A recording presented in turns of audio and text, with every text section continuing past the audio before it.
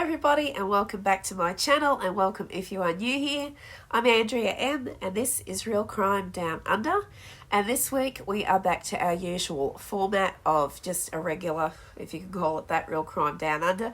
But don't worry, I still have a slew of bushrangers up my sleeves, and the next bushranger video is coming soon. And before we get into today's video, I wanted to just make you guys aware of a few things in case you haven't noticed already. I am doing a charity thing this September. It's called 41 Sit-Ups a Day for Strays every day this September, and it is for the Lost Dogs Home in Victoria. The Lost Dogs Home takes in 41 strays per day, and that's dogs and cats. So they are looking for a little bit of help so that they can continue their life-saving work for these wonderful animals, get them rehabilitated or get them reunited with their owners, or just get them a beautiful forever home that they deserve. So the Lost Dogs Home are asking for our help. So what I'm going to be doing, and if you saw my little video, you'll see it's with the help of my two little buddies up there at Mum's, Archie and Swayze. We are going to be doing the 41 sit-ups every day in September to raise money for the Lost Dogs Home. But we're going to need your help as well. I am looking for some sponsors who would like to sponsor me and raise money for the Lost Dogs Home. And the way you can do that is follow the link in the description below. It will take you to the page that I'm on Facebook for the Lost Dogs Home. 100% of the proceeds go to the Lost Dogs Home. None of it comes to me. I don't see a cent of it. I'm just doing this because stray animals really make me feel sad. It's just devastating to me to see these beautiful dogs and cats who deserve to be in a home or deserve to be reunited with their owners, and they're out on the streets and God only knows what can happen to them. So that's why we're doing it. We are trying to help raise money to keep this wonderful service afloat. And it's like we get welcome packs and things in the mail when we start, and we get little messages on Messenger. And one of the messages I got was, if you donate $24, that helps feed a dog for an entire month at the home. Probably it would help feed a cat for a little bit longer than that. So if you can manage 5, 10, 15, whatever you can manage, I would be eternally grateful, and so would the wonderful dogs and cats at the Lost Dogs Home. So if you want to get involved with that and help me out, I would be so grateful. You have no idea, because I'm not doing this for me. I'm not doing this for anything but to help the people and the animals at the Lost Dogs Home. So if you can help us out, you'll be a part of it too. And also we have our next Clarence Valley Paranormal road trip this weekend. We're going to multiple locations, hoping to get some really good scary content for you guys. But as always, if you want to know where we're going, you're going to have to keep watching. It's going to be a big one, I hope. Fingers crossed. It's going to be an amazing investigation, so please stay tuned for that. And tonight, oh my God, now this is what I'm really excited about tonight. I'm actually making another video, and it is the kickoff of our Halloween Horror Nights with Andrea.M. That's me, as you guys know. And I will be reading your scary stories here on the channel, with the best ones being put into a compilation to be read, hopefully live on Halloween night. I've never done a live before. I think I've got enough subscribers now. I've got over 300. And I think you need about 50 to go live. If not, I will just make a compilation video and post it. But I would love to try and do a live for you guys on Halloween night. I think would be a lot of fun. So please keep sending in your submissions for that. The email is clarencevalleyparanormal@mail.com, and I will leave a link in the description below so that you can just go straight to the email and send me your scary stories. I've had a few submissions come in, but you know me, I'm always wanting more. So please keep the submissions coming in. Any scary story from anywhere in the world. It doesn't have to be just from Australia. So I would love to hear your scary stories and read them here on the channel. And if you would like to remain anonymous, that's fine too. You may do that if you so wish. And also, I would also like to do my usual appeal. If you have not subscribed yet, please consider subscribing to my channel. I do a whole heap of different things on here. We've got paranormal, real crime, we've got missing people, we've got unsolved mystery, we've got unsolved down under, and we're going to be branching out very soon to other countries as well. Towards the end of the year, I will be covering cases in New Zealand, and then I will be leaping a little bit further to other cases as well. But unfortunately, we are not running out of cases here in Australia. It's just, I think it would be a little more interesting for everybody if I branched out to a few other countries. So we'll be doing that soon as well. So if all of that sounds interesting to you, please consider subscribing. It helps me out a ton. It costs you nothing. And we are still trying to get to our goal of 1,000 subscribers. So if you would also be a love and help me out with that, I'd be so happy, and I would love to see you coming back week after week to join me here on the channel. There's always going to be a lot of different things going on, and we're always going to be full of surprises. And just for the new subscribers as well, if you're wondering why my channel is called Andrea M Artistry instead of just Andrea M or Andrea M for Murder or something like that, it's because I started this channel originally as an art teacher. I am also an artist, for those of you who don't know. And I tried doing art videos, but they didn't get the views. And my friend said to me, why don't you just sit up there and talk about serial killers? It's what you're interested in anyway. So I tried that, and that's what you guys liked. So after that, I was trying to change the name just to Andrea M or Andrea McLaren or whatever. But because I registered with Epidemic Sound, who licensed me to use their music, they wouldn't let me change it. I was all good to change it here on YouTube, but Epidemic Sound kicked and bucked. And what it boiled down to is if I changed my name here on YouTube, they weren't going to let me change it over there. And they weren't going to, give me the music that I use copyright free anymore. And that's what you get when you subscribe with Epidemic Sound. For us in Australia, we pay about $23 to $25 a month. And we get unlimited access to royalty-free music that we are licensed by Epidemic Sound and their artists to use on our channels. But if you change your name, it kind of stuffs that all up. I don't know a better way to explain it. So that's why it's Andrea M Artistry. And so I've sort of changed the byline, Andrea M Artistry, the art of true crime and the paranormal. So I'm an artist, but I'm also a witch and a paranormal investigator and a budding criminologist. For the new people, that's me. And please don't take witch as offense. I am a white witch. I do not practice anything evil. I do not worship the devil in any way. Unless I'm watching Lucifer, because, oh my God, that man is fine. Oh! Anyway, I'm getting off track. So, that's why the channel is called what it's called, just in case people were wondering.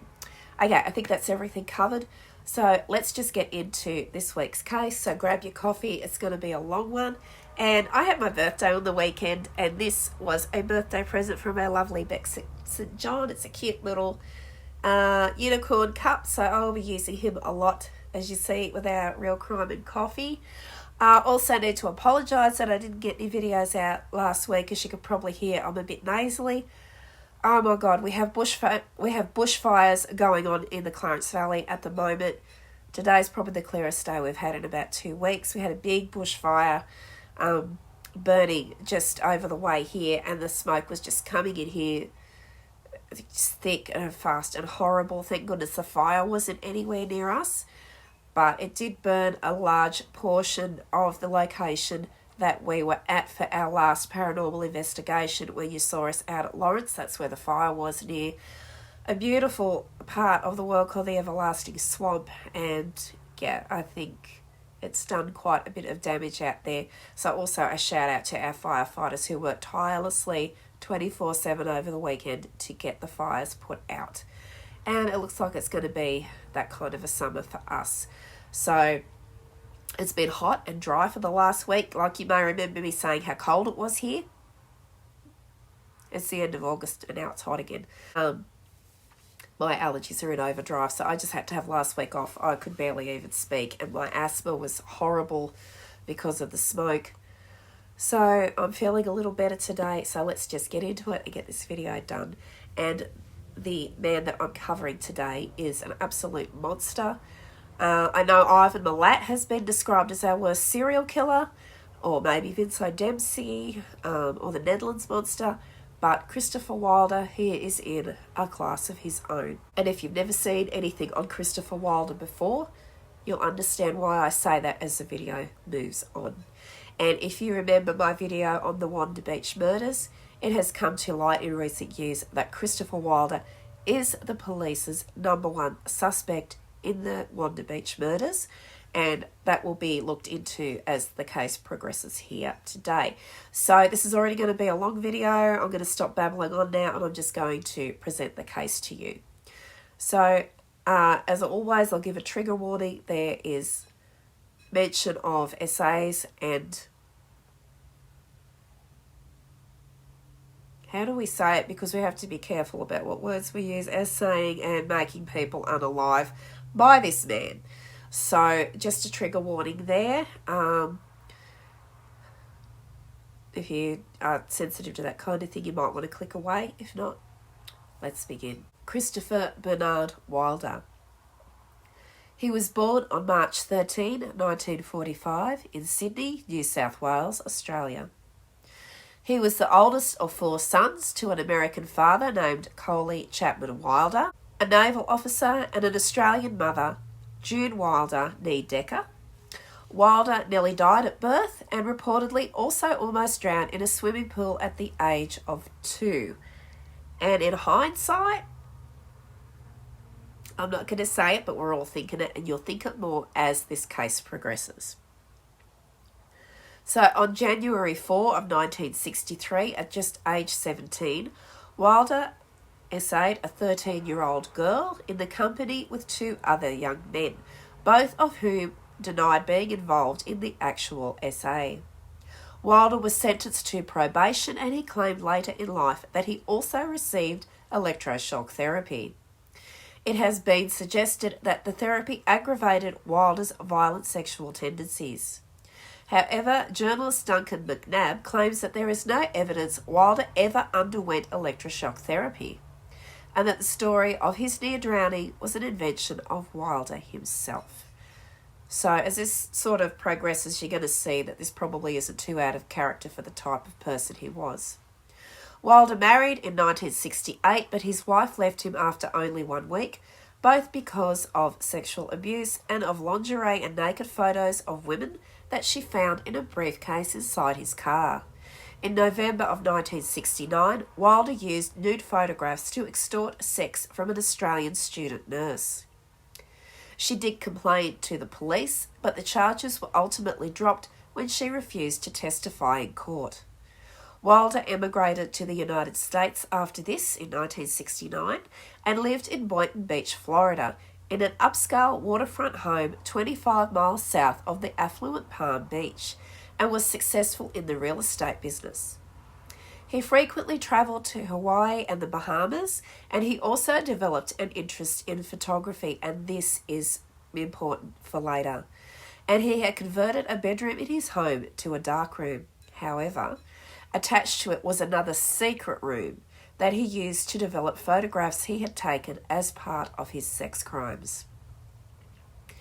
Between 1971 and 75, Wilder faced various charges related to sexual misconduct. He essayed a young woman he had lured into his truck on the pretense of photographing her for a modelling contract, and that's where his interest in photography becomes important to this case, as this was to become part of his modus operandi during his later crime spree. Despite several convictions, Wilder was never jailed for any of these offences. It was also this modus operandi that would earn him the suspicion of being the police's #1 suspect in the murders of Christine Sharrock and Marion Schmidt at Wanda Beach in 1965. Now, surprisingly, young women found him enchanting on his first approach. A young woman named Fiona Parsons, who was approached by Wilder at Manly Beach in 1982, would describe him at first meeting as classy and extremely charming. And that could have been the case for Christine Sharrock and Marion Schmidt on their January 11, 1965 trip to Wanda Beach with Marion's younger siblings. So the girls would often take the kids, the younger kids, to the beach, as you probably saw on my video on the Wanda Beach murders. If you haven't watched it yet, there'll be a link in the description box below. So the girls took the kids to the beach, and they took them to the beach a number of times, but these girls were very responsible, especially Marion, because it often fell to her to help with the caring for the younger children. She did have an older brother who would help her at times, but he was at work the day that they took the kids to the beach. And her mother was in hospital when the girls actually went missing. And that's why the girls had taken the younger kiddies to the beach so they could give them a nice day out, take them to the beach. So when both the girls walked off, giggling and all over excited, their brother, their 10-year-old brother, would go on to say in later interviews as a grown man that it was extremely out of character for Christine and Marion to behave in this way. They were usually very mature and very dependable. So for them to walk off giggling and leaving the younger children alone for so long, there was something going on here that excited the girls like this. And as the police would kind of say during the subsequent years, there had to be a young man involved. Because what else would two teenage girls be giggling and overexcited and acting out of character? It's usually a boy. So they were observed with a young blonde surfer type of around the age of 16 to 18 years that afternoon. So the young brother, the 10-year-old brother Peter, takes the younger kids home when the two older girls don't return. And by this time it's starting to get dark when the younger kids actually end up leaving the beach, because then it fell to Peter, because at only 10 years old he was the next in line as the eldest sibling. So he was actually becoming afraid. It wasn't a very nice afternoon at Wanda Beach after that. It had come up very windy. The young kids were having trouble with the sand hitting them and that, stinging their skin. So he gathered the siblings up, he went home. He then told their mother that Marion was missing, and they then reported the matter to the police. So the bodies were found the next day by a young man and his nephew walking the dunes. And 4 years later, as uncovered by 7 news reporters, a running sheet from the investigation into the Wanda Beach murders actually named Christopher Bernard Wilder as a suspect in 1969. He matches the description of the youth seen with the girls on the day of their murder, a blonde, very handsome surfer. Already a convicted sexual predator, he lived in Ryde, and that was only a few suburbs over from where Marion and Christine were living. And the thing was, it came up in one of the docos I watched on the Wanda Beach murders that the girls would take the train regularly to the beach, and Wilder was also seen regularly on the train, the same train going to Wanda Beach. So in my mind, it just makes me wonder if he had kind of been watching the girls for a few weeks, and maybe he was stalking them, because they would have been so busy looking after the smaller children and kind of looking after each other that they probably wouldn't have noticed him at first if he was actually sitting back on the train watching them. And this was something he would do later on as well, which sort of fed into my suspicion that might be what he was doing, that he was sitting back and watching, and you'll see what I mean later on by this. He was named as a person of interest to the police by his then ex-wife, and that was because he had been sexually sadistic and violent with her also, and she thought that he should be named as a person of interest, so she made the report. So despite the tip-off from Wilder's ex-wife, as usual, the police delayed in investigating him, and the delay that followed was a whole 8 months before he was even looked into. Sadly, had the Wanda detectives looked into Wilder sooner, they would have found he was already on the police radar and accused of an SA in Manly at around the same time the Wanda Beach murders occurred. They missed their window of opportunity to interview Wilder, as in that time he had used his status as a dual citizen of Australia and the United States and had fled back to America. This led the case to being marked as suspended. With his propensity towards violence against women and his proximity to Wanda Beach at the time of the murders, police began to look towards Wilder as their number one suspect. However, this was not until many, many years later, unfortunately. And this is a really horrible twist in the case. The Schmidts were never made aware until recently that Christopher Bernard Wilder was named as the likely suspect in the murders of Marion and Christine. Even though Wilder had slipped through the net of the Australian police, he wasn't exactly flying below the radar in the States. So he would go as so far to even appear on a television dating show in the States, in which he clearly states his location as being in Florida, and not only that he was also originally from Sydney. And this was in 1981. He also states on the video that he lived in Sydney between the ages of 14 and 21, and that he was heavily into the surf scene, placing him firmly in the window of time that the murders at Wanda Beach were committed, and again matching the description of a young surfer guy walking with Marion and Christine. So during his escape to the USA in the 1970s, Wilder would then go on to reinvent himself. He was a successful building contractor and man about the town. He was also well known in the local sports car racing community. People who knew Wilder socially would also describe him as charming and attractive, and as charismatic and confident.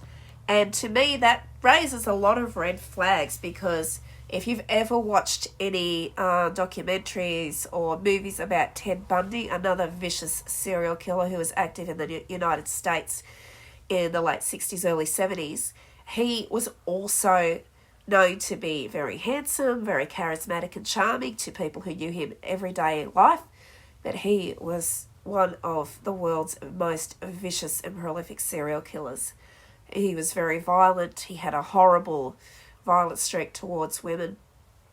And Christopher Wilder reminds me a lot of Ted Bundy, even down to the fact that he had a modus operandi that he regularly used to lure young women into his clutches. But, however, police records obtained from Wilder's earlier days in Florida would paint a much different picture into Wilder's personality. In 1971 came a charge of disorderly conduct that he was given a fine for, followed by another charge of sexual battery in 1976, followed by yet another charge of sexual battery with physical force, showing how Wilder was progressing in his soon-to-be violent criminal history. For this charge, he was given 6 months probation and ordered to attend therapy sessions to which he was closely monitored. However, Wilder somewhat convinced a judge to grant him a travel permit back to Australia in 1982, which saw him return to Sydney on December 6 of 1982. And it was from here that his escalation into violence against women would begin. He's barely in the country 24 hours and he drives to Manly Beach. This is where he meets 16-year-old Fiona Parsons, who was also planning on spending the day at Manly at her part-time job. She would go on to tell 7 News journalist Michael Usher that Wilder targeted her the minute he saw her leave her father's car. Wilder would then approach Fiona, turning on the charm and telling her that she was beautiful and that he wanted to take her picture, being that he was a fashion photographer and that she had the exact look the fashion companies were after at this time. He also went as far as to offer the 16-year-old $100 to go with him right there and then. And to a 16-year-old in 1982, that was a lot of money and too good an opportunity to pass up. She would then follow him to his car, where he made sure that she saw that he had a lot of expensive camera equipment, and then asked her to go to the beachfront with him so that he could take some photos of her, like test shots, I guess you'd say. It was at this point Fiona remembers Wilder's personality began to change, and she would describe him as becoming forceful and dominating, and she would admit to also being completely under his spell. She would then accompany him to his car and get in and drive off with Wilder. Fiona realised she might be in a bit of trouble when he began asking her personal questions regarding her personal life. Did she have a boyfriend? Was she still a virgin? Questions a legitimate photographer employed by a reputable business would never ask. Fiona played along but began talking a lot about her family. It was after this Wilder takes her on a shopping spree, coercing her into trying on swimsuits and other clothing, and it was after this he drives her back to Manly Beach. Upon arriving back to Manly Beach, he then co-opted Fiona into going up to other girls on the beach for him and asking them to come talk to Wilder, as he also wants to offer them a chance for some modelling work. Fiona managed to convince one of the girls on the beach to go with Wilder, and she would also say in her interview with Michael Usher that she remembered the girl returning in tears after Wilder convinced her to remove her bikini top. Seeing this, incredibly, Fiona went looking for Wilder because the girl came back without him. Fortunately for Fiona Parsons, Wilder seemed to have forgotten all about her after a whole morning of control and coercion, and he had left the area. So, in a confusion of feelings, Fiona was left feeling abandoned and like she wasn't good enough for this sophisticated older man who wanted to take her photo. And at this time, she was sad and upset because she didn't know who he was. She didn't know what he was going to do. And she was upset because she was not going to be a model after all, not knowing at the time she had slipped the clutches of a merciless serial killer. After this, Fiona reported the incident to the police. However, 3 weeks later, Wilder was once again stalking Manly Beach. This time he lures 2 15-year-old girls into his car, also promising them modelling work. After driving them around Sydney's northern beaches, he takes them back to his room, blindfolds and essays both of them. What Wilder didn't know was the police were close behind after friends of the girls reported to the police what had happened and the make and license plate of the vehicle that Wilder was driving. So at least their friends kind of got a little bit of a nudge that something wasn't quite right there, and they went to the police. So the police swooped on Wilder at his hotel room, and this was after he had already released the girls. He was arrested and charged with kidnapping and the assault of the 2 teenagers. But surprisingly, when he appeared before a magistrate for the charges, he was granted bail, with his passport being at first confiscated. However, in January of 1983, after a change in the bail laws, Wilder was then permitted to leave Australia and get his passport returned. And I just have to say to this, what the actual F? Oh my God. It absolutely staggers me that this happens so much with these cases. They have the guy, he's either not permitted to leave the country or they've got him in lockup, they let him go, and hell follows on swift wings. Upon return of his passport, Wilder fled Australia, returning to the US, where his psychopathic obsession with young women and girls was about to escalate uncontrollably. Upon his return to Boynton Beach, Florida, Wilder set his sights upon 2 sisters, little girls of just 10 and 12 years of age. They're children, like young children. He then drove the children to a secluded area and brutalised them for hours. Fortunately, the girls would survive the brutal attacks, but their lives would never be the same. It wasn't until Wilder would become headline news in the US and across the globe that he would be identified as the attacker of the 2 sisters. Blood samples tested at the time were a match to Wilder, and upon seeing his photo in a lineup, both girls agreed he was indeed the man who had attacked them. This attack mirroring the attack perpetrated against the 14-year-old girls abducted from Manly just weeks earlier. With his Australian trial date moving even closer, Wilder packs up and flees Florida, embarking on one of the worst cross-country killing sprees the US had ever seen at this time. Near the Florida border, he approached 19-year-old Linda Grober, asking if she wanted to be a model, to which she answered no. She would go on to explain that she had a boyfriend and he wouldn't like that, plus she was a surfer who didn't like to shave her legs and had no interest in modelling. As she tried to leave and bypass Wilder, he followed. As Linda tried to get into her car, Wilder would then sucker punch her in the stomach and knocked her unconscious. When Linda regained consciousness, she found herself being driven away in Wilder's car. And it would only get more horrific for Linda from here. She was put into the trunk where she could hear music by the Eurythmics playing. Some 10 to 12 hours later, crossing the border from Florida into Georgia, Wilder smuggles Linda into a hotel inside a sleeping bag. What she would endure next, when alone with Wilder, was nothing short of horrific. She would be shocked with electricity, had her eyes superglued shut. He subjected Linda to hours of torture, only stopping to watch his favourite television shows, which may have ended up being Linda's saving grace. Through a tiny slit in one of her eyes, she could see Wilder was watching the TV. It was at this time she would yank the device that he'd been using to shock her out of the wall, and she threw it at him. She tried to run to the bathroom, but she didn't make it. After a protracted battle with Wilder, he hit her over the head with a hairdryer, and Linda, still conscious at this time but unbeknownst to him, decided to play dead. When Wilder got close enough to see if she was breathing, Linda attacked. She would jam her thumbs into his eyes, and when he pulled back, she ran into the bathroom, locking herself in. Fighting for her life, she again pretended she was dead. Sometime later, when everything was seemingly quiet, Linda bravely came out of the bathroom to check if Wilder was waiting for her. But when she opened the door, he was gone. After this, Linda sought help and was taken to a local hospital, where she would then identify Christopher Bernard Wilder as the man who had abducted, assaulted and tortured her. Wilder was brazenly using credit cards as he travelled with the FBI hot on his trail. However, delays of 1 to 2 hours, and perhaps even like 24 hours, would hold them up in catching up with Wilder. You need to remember this is the 1980s, and it was more or less a paper trail rather than a digital one that they were following. 4 more young women would die at the hands of Wilder as he travelled west to Las Vegas. He would then brazenly sit watching a beauty pageant at a local mall.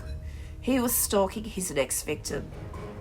His next victim would be 17-year-old Michelle Kaufman, a young runway model participating in the pageant. She disappeared that day, and her body was discovered in California some days later.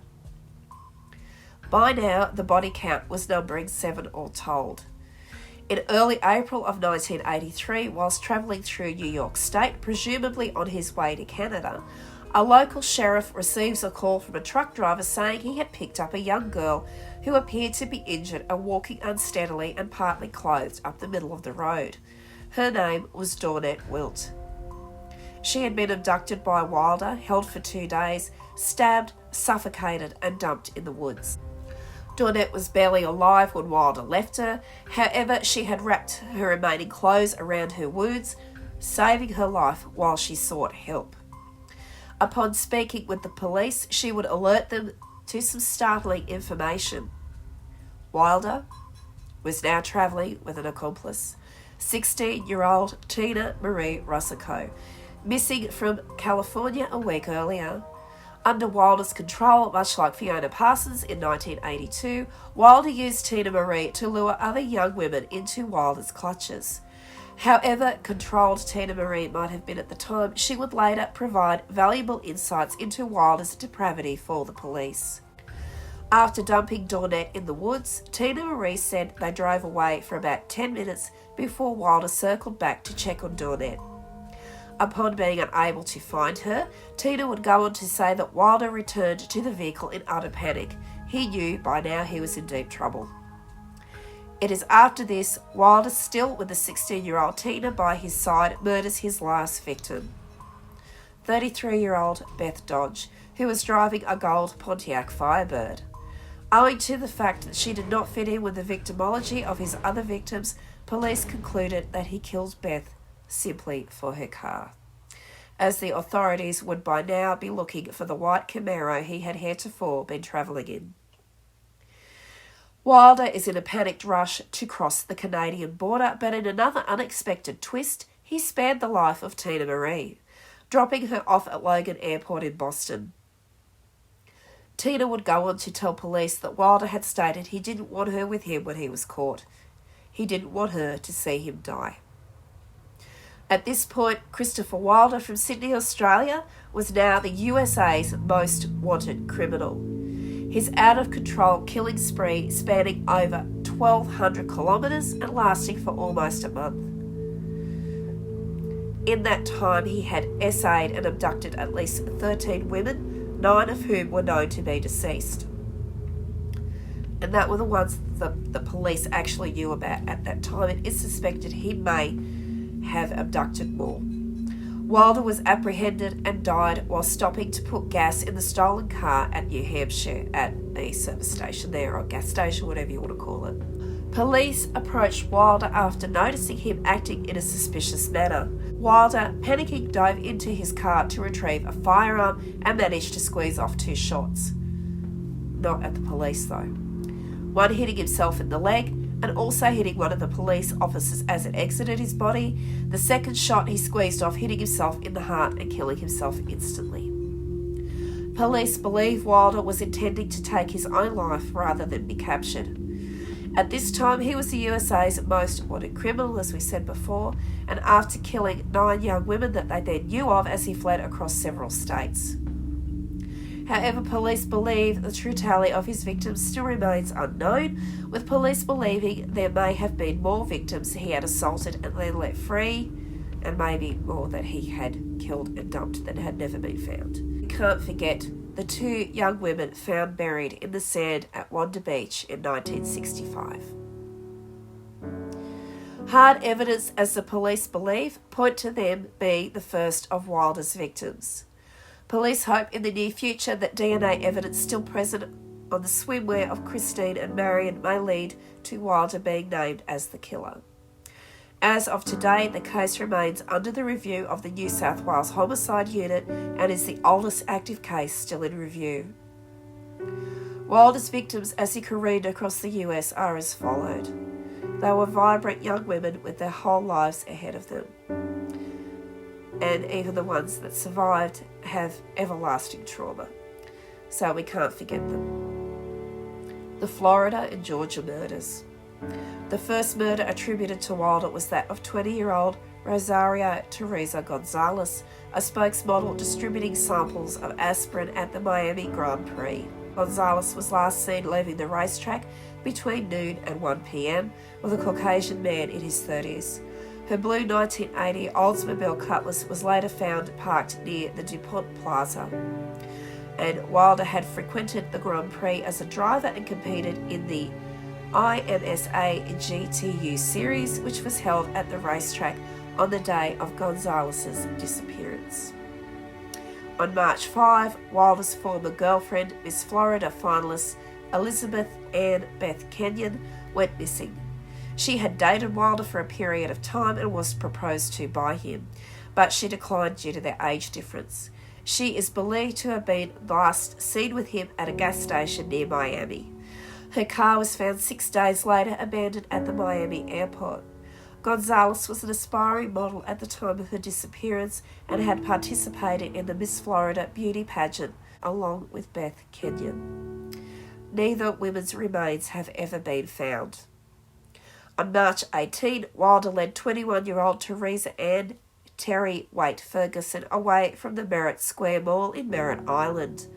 He murdered Ferguson and dumped her body at Canaveral Groves, where it was discovered on March 23. And as we know, his next victim was 19-year-old Linda Grober from Florida State University, the girl he abducted from Governor's Square Mall in Tallahassee and transported to Bainbridge, Georgia on March 20. And as we know, she declined his offer to photograph for his modelling agency, after which he assaulted her in the mall parking lot. Wilder went on to tie Linda's hands, wrapped her in a blanket and put her in the trunk of his car. And we all know what happened to Linda next. I don't believe we need to go over that again. After Wilder fled, leaving Linda in the hotel room, he fled in his car, taking all of her belongings with him. This is where we cross over into Texas and Kansas and the murders he committed there. On March 21, Wilder approached Terry Diane Graham Walden, a 23-year-old nursing student at Lamar University in Beaumont, Texas, who turned down his offer to pose as a model. He abducted and essayed Walden and 2 days later stabbed her to death, dumping her body in a canal, where she was found on March 26. On March 25, he abducted 21-year-old Susan Wendy Ducan Logan at the Penn Square Mall in Oklahoma City. Wilder took her 180 miles north to Newton, Kansas, and checked into a motel. After breakfast the next morning, he drove to Milford Reservoir, 90 miles northeast of Newton, where he stabbed Logan to death and dumped her body under a cedar tree. And this brings him into Utah and California and the murders that he committed there. So as you can see, he was absolutely out of control. He was just picking women off here, there, and everywhere.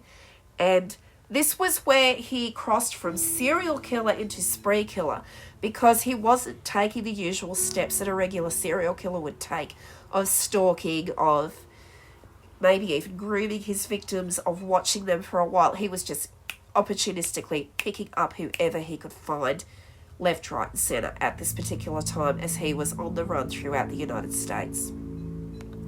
On March 29, Wilder took 18-year-old Cheryl Lynn Bonaventura captive in Grand Junction, Colorado. They were seen together at a diner in Silverton, where they told staff they were heading to Las Vegas with a stop in Durango on the way. On March 30, they were seen at the Four Corners Monument, after which Wilder checked into a motel in Page, Arizona. He shot and stabbed Bonaventura to death around March 31 near the Kanab River in Utah, but her body was not found until May 3.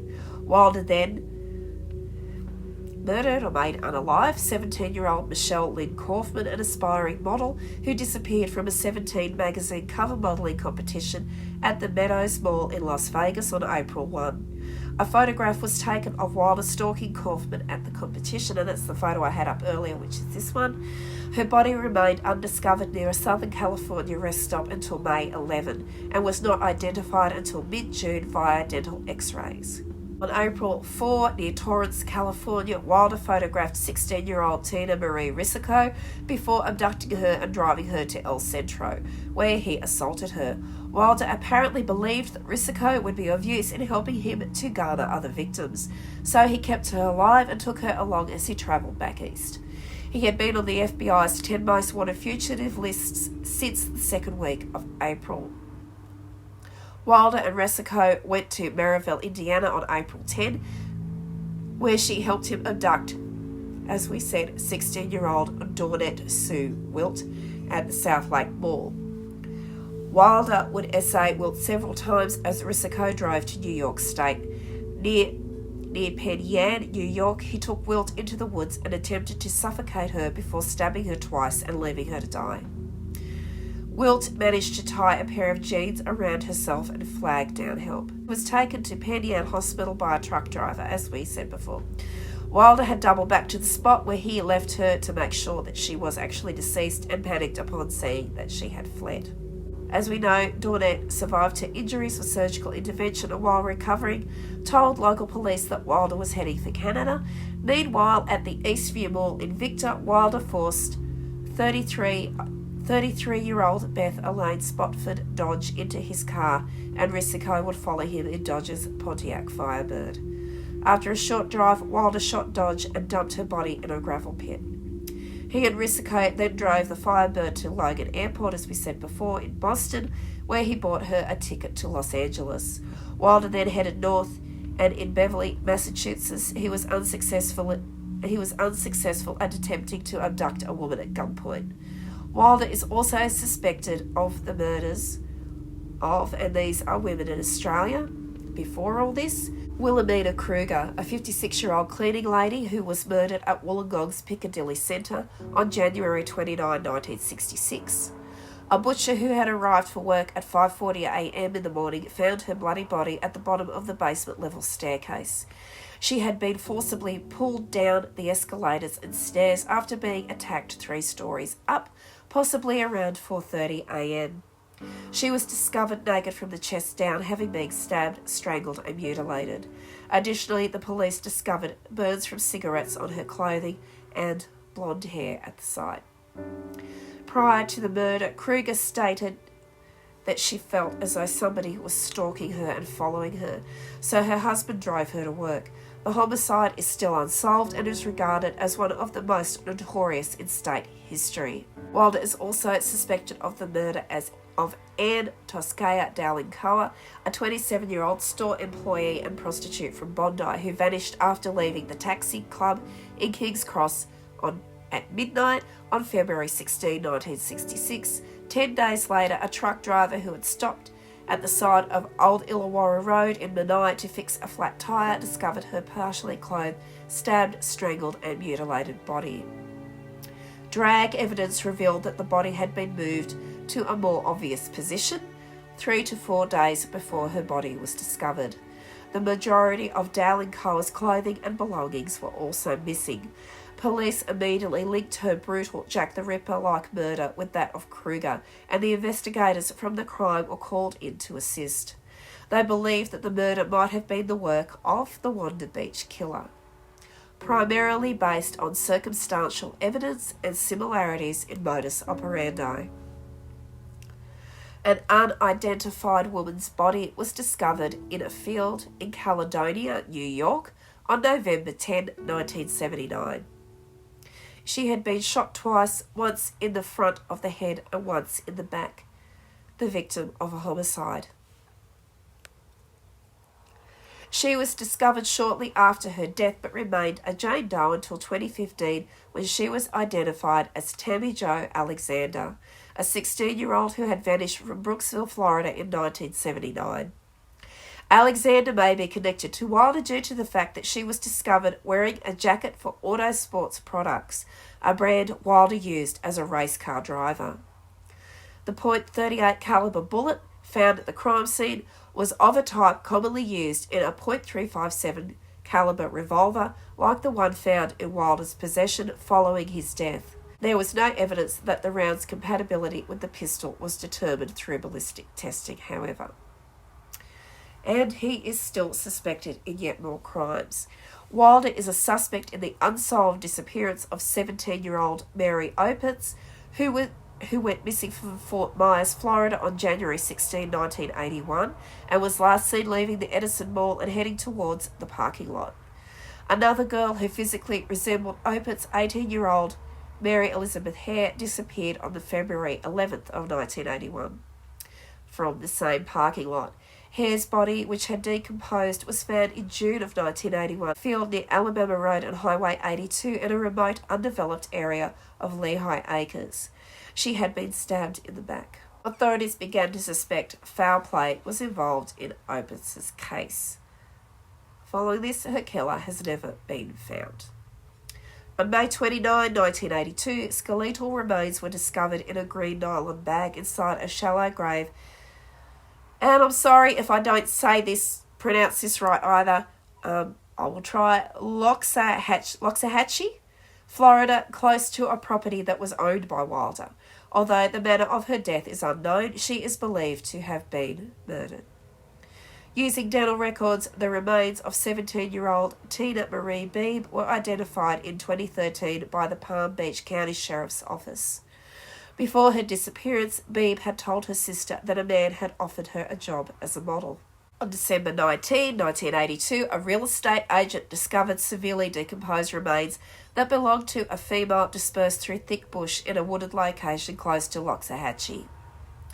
According to the autopsy report, she was shot once in the head and died as a result. Authorities refer to the woman only as the Palm Beach County Jane Doe. And that's so sad. Nobody's ever claimed this poor girl. Nancy K. Brown, a 25-year-old native of Rantoul, Illinois, disappeared while vacationing in Cocoa Beach, Florida on June 6, 1983. Her remains were discovered in Canaveral Groves on March 8, 1984. Officials believe she died from a blow to the head. Shari Lynn Ball, a 20-year-old aspiring model, went missing on June 27, 1983 from Boca Raton, Florida.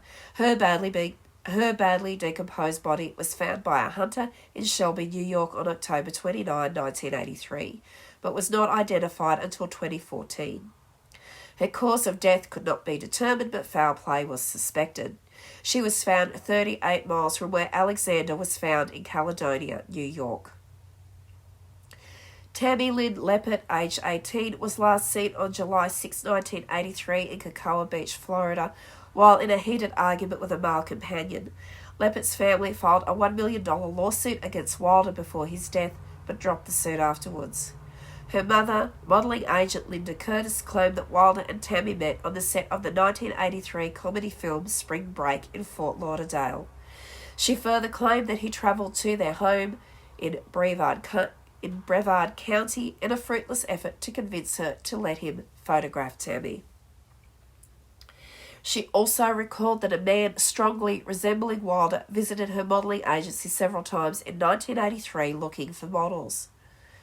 However, she later stated that she never believed Wanda was involved in Tammy's disappearance, and police were unable to link Wanda to Leppert. An unidentified young woman, the Broward County Jane Doe, was found floating in a canal on February 18, 1984 in Davie, Florida. She had been strangled to death and was thought to have been dead 2 days prior to being found. On March 7, 1984, Melody Marie Gay, aged 19, was abducted while working the graveyard shift at an all-night store in Collier County, Florida. Her body was pulled from a rural canal 3 days later. Due to the similarities between the murder and Wilder's crimes, they were thought to be connected, but he has since been ruled out as a suspect. Wilder is the prime suspect in the disappearance of 15-year-old Colleen Emily Osborne, who went missing after leaving her Daytona Beach home on the 15th of March 1984. She missed her school bus on the day of her disappearance and is believed to have skipped school to go to the beach. Wilder was staying at a motel in Daytona Beach on the same date. The disappearance of Colleen fits the pattern of Wilder, who often attacked near his birth date of March 13. So that's pretty significant, and unusual. Also, one of Osborne's classmates claimed a man resembling Wilder had offered her $100 to pose for pictures, just as he had done with Fiona Parsons. However, though he checked out on the day Osborne disappeared, no evidence has been found to connect them. Osborne's body was discovered a few weeks later on April 6, 1984. She was partially buried near a lake in Orange County, although it was initially ruled not to be her and was not formally identified using DNA testing until February 2011. And that finally brings us to the end of the case of the Beauty Queen or Snapshot Killer. And if the case does happen to have any updates regarding the additional victims or the Wanda Beach girls, Marion Schmidt and Christine Sharrock, I will let you guys know. And wow, that was another case that was an awful lot. Wow, Christopher Bernard Wilder. We think Ivan Milat was bad and others that we've had were bad, but I think he takes the cake because he was actually international. He would commit crimes in Australia, then he'd go to America and commit a few more, then he'd come back and commit them, and then he'd go back there and went on that murderous spree. So that puts him right on up there. And the fact that he was so shifty and managed to evade the police for nearly a month and continue this cross-country killing spree, it's one of those cases. It's unlike anything you've ever seen. And I had been also wanting to include him on the channel for a while, but I did notice a few other people had done him around the same time I originally was going to do the case on Christopher Wilder, and I just wanted to give them their moment, and then I'd have mine doing Christopher Wilder's case. But I'm gonna need to go and watch something funny after this, maybe go for a walk, seeing the weather's nice here at the moment and my allergies are finally settled down. I wasn't even sure if I could do this video today. The allergies have been horrible, and it's not just the bushfires, it's just that it's so dry here at the moment. And my arch nemesis, the wildflowers, are out and they're waving at me. Hello. But, yeah. Anyway, as always, guys, thank you so much for joining me again here today. I know it was a long one again, so if you stuck with me for the entirety of this terrible case, thank you so much. It means the world to me. Your support in helping me grow this channel is very, very, very much appreciated, each and every one of you, and especially to those of you who interact with me on a regular basis. And those of you who have sent me some submissions for our scary storytelling. I always get so excited when I see them come in, and it's lovely to interact with you guys that way as well. So I will leave links to everything in the description box below so that you can help us with our charity raising. And if you would like to submit a scary story, and if you'd like to connect with me on other methods of social media, you may do so, and I'd be very happy to hear from you. So thank you all again for joining me today, and don't forget we have our scary stories starting tonight. Oh, well, it might not be tonight when you watch this, but this is the day that I'll be starting that all off. So I'm really excited about it. It's going to be fun. And I will see you all back here again for that. Please stay safe, everybody. Take care. Be happy. Hug often. And I will see you all again really, really soon. Bye.